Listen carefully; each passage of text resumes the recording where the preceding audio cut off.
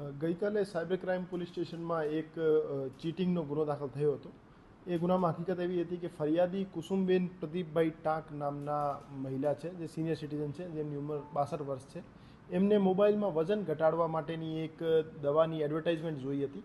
આ એડવર્ટાઇઝમેન્ટ જોઈને એમને પોતાની ઇન્ફોર્મેશન, મોબાઈલ નંબર, નામ વગેરે ત્યાં ફિલ કર્યા હતા. અને પછી આગળ નેક્સ્ટ ડે એમને એક કોલ મળ્યો હતો, જેમાં એ એમને વજન ઘટાડવાની દવા બાબતે સમજાવ્યું હતું અને દવા વેચવાનો પ્રયાસ કર્યો હતો. જેમાં અમન શર્મા નામના વ્યક્તિએ 1 માસની દવા માટે 4,000 અને 2 માસની દવા માટે 7,000 રૂપિયા એમને કીધા હતા. પછી ધીમે ધીમે એમની બેનને ફરિયાદીને જે બીજા ફોન આવવા માંડ્યા ને એ એમને કહેતા હતા કે તમને રિફંડ મળી જશે તમારી તમામ દવાઓનો, તમારે બીજા એટલા રૂપિયા જમા કરાવવાના, અને અગર તમે બીજા રૂપિયા જમા ના કરાવો તો જે અગાઉ જમા કરાવેલા રૂપિયા છે ધીમે ધીમે ચેરિટીમાં જતા રહેશે.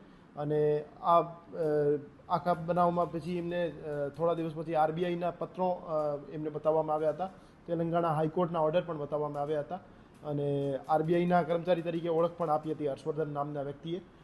તો એ રીતે બેન પાસેથી ટોટલ 84.38 લાખ, 84,38,000 રૂપિયા પોતાના બેંક ખાતામાં ટ્રાન્સફર કરાવવામાં આવેલ હતા. આ મામલે સાયબર ક્રાઇમ પોલીસ સ્ટેશનમાં ફોર્જરી પ્લસ ચીટિંગ અને ખોટી ઓળખ આપવાનો એક ગુનો દાખલ કરવામાં આવેલ છે.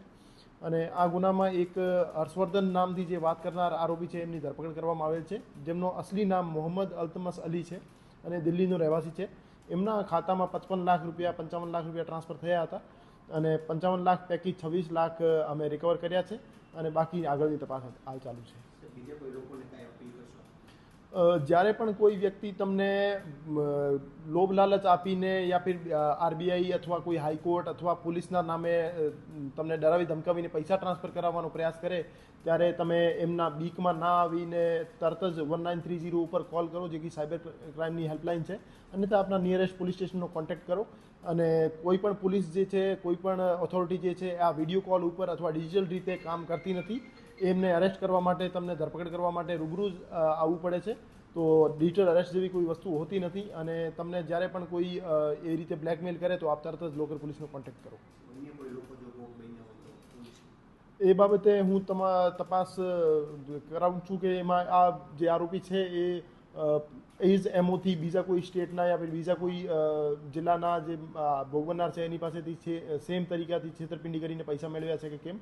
અને અમારા ધ્યાને આવશે તો એની બાબતે અમે જે કન્સર્ન જ્યુરિડિક્શન હશે એમાં ગુનો દાખલ કરાવીશું.